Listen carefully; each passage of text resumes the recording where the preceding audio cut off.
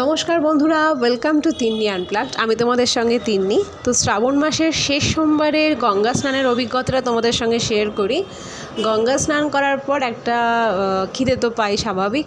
তো lunch time হয়ে যাওয়ার জন্য আমরা ভাবলাম যে ঠিক আছে, আমরা তাহলে লাঞ্চটা এরকম বাইরের খাবার থেকেই খাবো। তো সেটা আমাদের বাড়িতে এনে আমরা খেয়েছি। খাবারটা ছিল হচ্ছে ভগবান শ্রীকৃষ্ণের সম্পূর্ণ পিওর ভেজ একটা প্রসাদের থালি ছিল। এত খিদে পেয়ে গেছিলো যে ভিডিও করার মতো সেই ধৈর্যটুকু ছিল না, তাই কোনোভাবে ভিডিও করেছি। আর ভুল ত্রুটি হলে প্লিজ একটু মার্জনা করে দিও, এইটুকু তোমাদের কাছে আমার দাবি।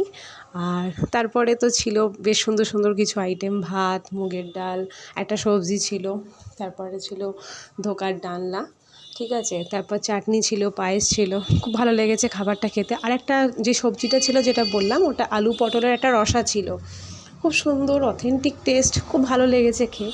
একই তো ভগবানের প্রসাদ বলে কথা, প্রসাদ পাওয়া মানেই একটা আনন্দের ব্যাপার। আমি অলরেডি এটার ওপরে একটা ছোট্ট শর্টস ভিডিও ইউটিউবে আপলোড করেছি, ফেসবুকে আপলোড করেছি। তোমরা চাইলে সেই ভিডিও দেখে নিতে পারো এই ভিডিও ডেসক্রিপশান বক্স থেকে।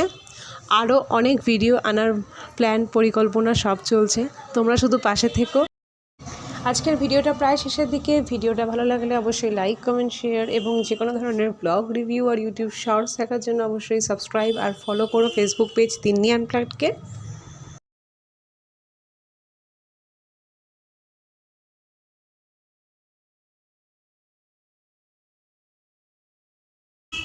তো তোমরা সবাই খুব সুস্থ থেকো, ভালো থেকো, আনন্দে থেকো। রাধে রাধে, হরে কৃষ্ণ।